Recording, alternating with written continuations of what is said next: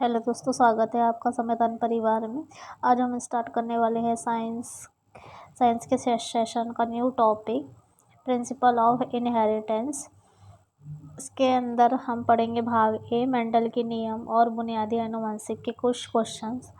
ये क्वेश्चंस आपके NEET PNST, ANM और पैरामेडिकल एग्ज़ाम के लिए बहुत बहुत रेलेवेंट और इम्पोर्टेंट होने वाले हैं। चलिए स्टार्ट करते हैं। आज का फर्स्ट क्वेश्चन, आनुवंशिक जेनेटिक का जनक किसे कहा जाता है?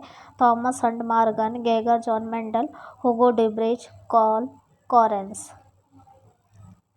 इसका राइट आंसर है बी, जॉन मेंडल। डिटेल में देखेंगे। मेंडल ने मटर के पौधे में अपने ऐतिहासिक प्रयोगों के माध्यम से वंशागति के बुनियादी नियमों को प्रतिपादित किया। नेक्स्ट क्वेश्चन देखेंगे। मेंडल ने मटर के पौधे पर कितने वर्ष तक संकरण प्रयोग किए? 5 वर्ष तक, 7 वर्ष तक, 10 वर्ष तक और 4 वर्ष तक। इसका राइट आंसर है बी, 7 वर्ष तक। डिटेल में देखेंगे इसका एनालिसिस। मेंडल ने 1856 से 1863 तक लगातार 7 बार अपने प्रयोग किए। नेक्स्ट क्वेश्चन, मटर के पौधे में निम्नलिखित में से कौन सा लक्षण अप्रभावी यानी रिसेसिव था? गोल बीज, पीला बीज, झुर्रीदार बीज, बैंगनी फूल। इसका राइट आंसर है सी, झुर्रीदार बीज। डिटेल में देखेंगे। गोल बीज प्रभावी लक्षण जबकि झुर्रीदार बीज एक अप्रभावी लक्षण है। नेक्स्ट क्वेश्चन, एक एलील क्या होता है? किसी जीन के वैकल्पिक रूप, गुणसूत्रों का एक जोड़ा, DNA का एक प्रकार, RNA का एक खंड। इसका राइट आंसर है ए, किसी जीन के वैकल्पिक रूप। डिटेल देखेंगे। एक ही जीन के 2 या 2 से अधिक विपर्यासी रूपों को एलील या युग्म विकल्पी कहते हैं, जैसे लंबाई के जीन के लिए कैपिटल T और small t। Next question, F1 पीढ़ी के विषम युग्मी पौधे TT का शुद्ध अप्रभावी जनक कैपिटल T के साथ क्रॉस क्या कहलाता है? Back cross, test cross, reciprocal cross, monohybrid cross. इसका राइट आंसर है बी, टेस्ट क्रॉस। डिटेल में देखेंगे इसे। अज्ञात जीनोटाइप का पता लगाने के लिए F1 संतति का संकरण अप्रभावी जनक से कराया जाता है, तो उसे टेस्ट क्रॉस कहते हैं। नेक्स्ट क्वेश्चन, एक मोनोहाइब्रिड टेस्ट क्रॉस का अनुपात क्या होता है? 3:1, 1:2:1, 1:1, 9:3:3:1। इसका राइट आंसर है सी, 1:1। डिटेल में देखेंगे। Capital T small t into small T के क्रॉस से 50% लंबे और 50% बौने पौधे मिलते हैं, जिससे इसका अनुपात 1:1 प्राप्त होता है। नेक्स्ट क्वेश्चन, मेंडल का कौन सा नियम सार्वभौमिक यानी यूनिवर्सल है? इसका कोई अपवाद नहीं है। प्रभाविता का नियम, पृथक्करण या उद्गमों की शुद्धता का नियम, लॉ ऑफ सेग्रेगेशंस, स्वतंत्र अपवहन का नियम, उपरोक्त में से सभी। यहाँ आपको यूनिवर्सल नियम के बारे में पूछा है। इसका राइट आंसर है B, law of segregation. Detail में देखेंगे। युग्मक निर्माण के समय एलील हमेशा अलग होते हैं और एक युग्मक में केवल एक ही एलील जाता है। इस नियम का कोई अपवाद नहीं है। नेक्स्ट क्वेश्चन, द्विसंकर क्रॉस F2 पीढ़ी में जीनोटाइप अनुपात क्या है? 9:3:3:1, 1:2:1, 2:4:2, 1:2:1, 3:1, 1:1:1:1।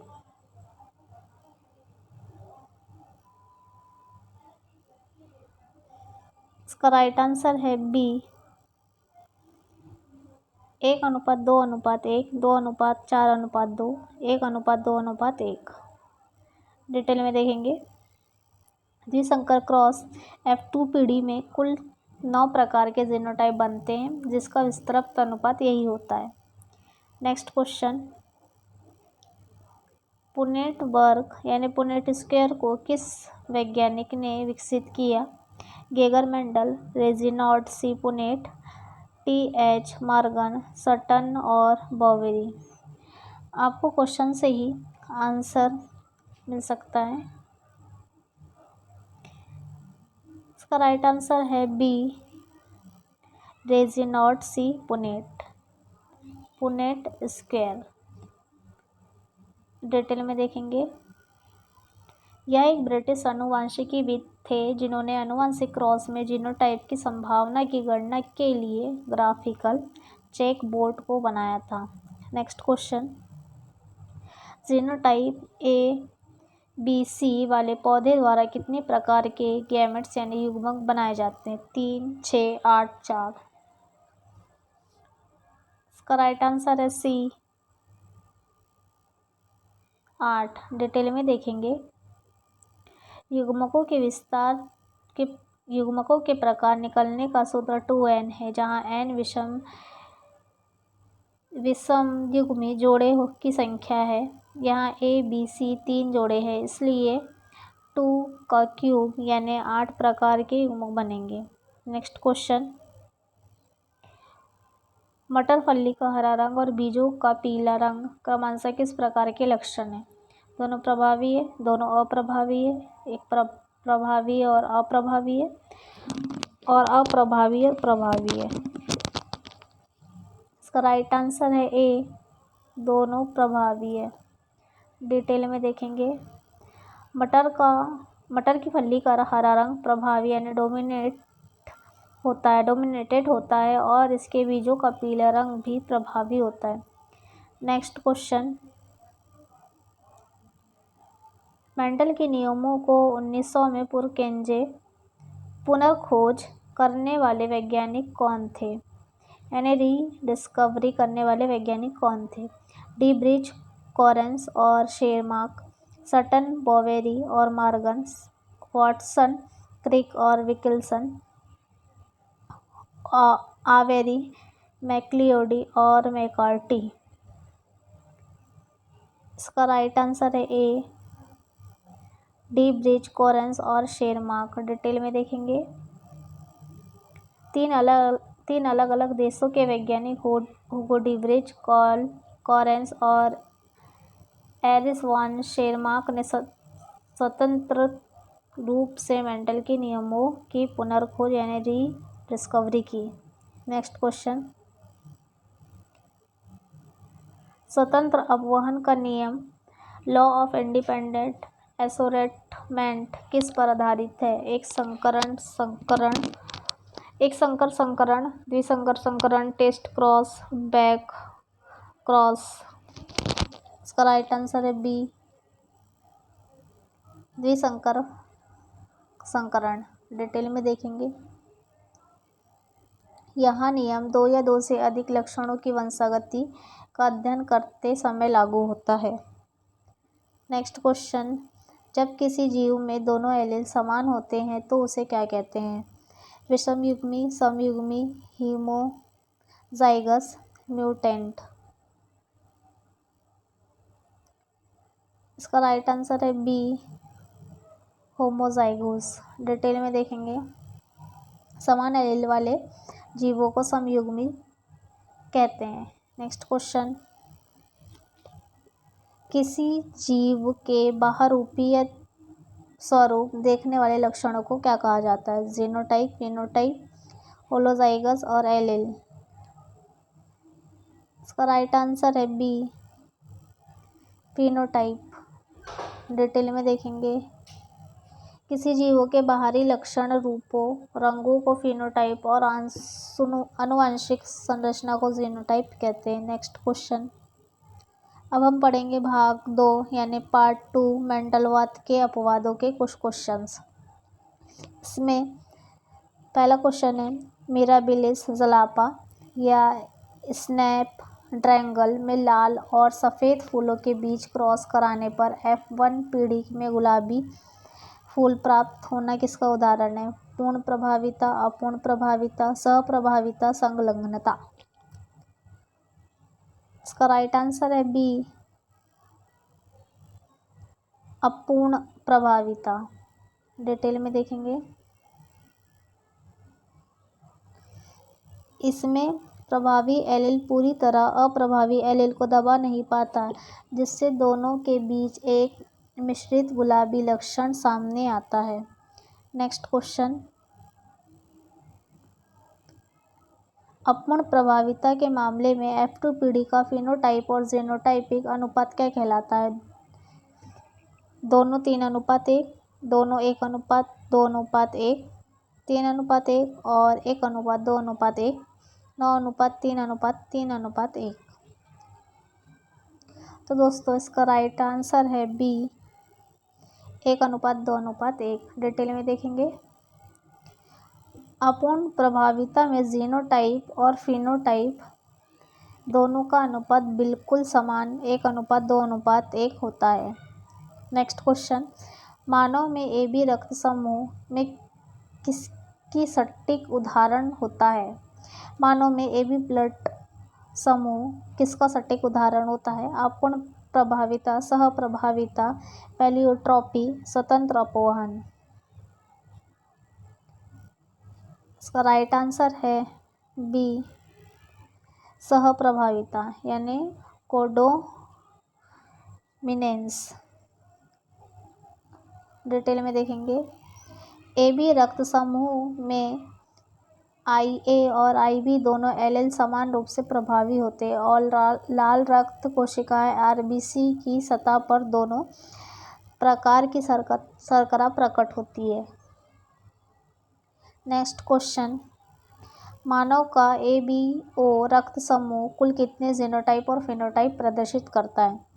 4 genotype, 6 phenotype, 6 genotype, 4 phenotype, 6 genotype, 6 phenotype, 3 genotype, 4 phenotype. इसका राइट आंसर है बी,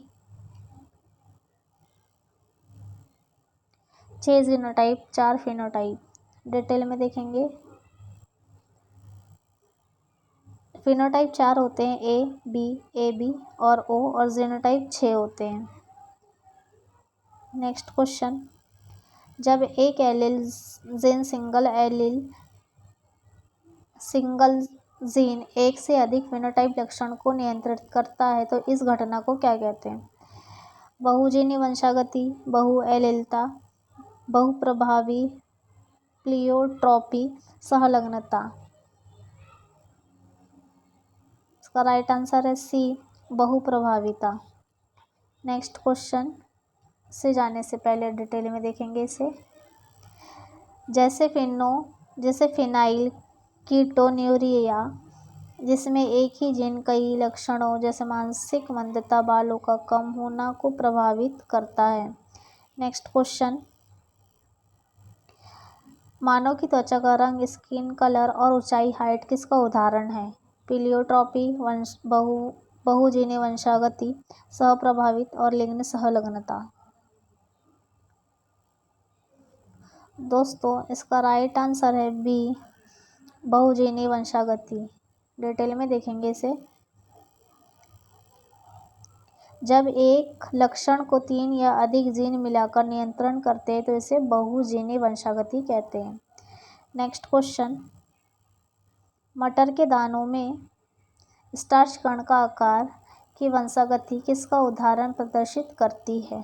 पूर्ण प्रभाविता, अपूर्ण प्रभाविता, सहप्रभाविता और बहुएलीलता।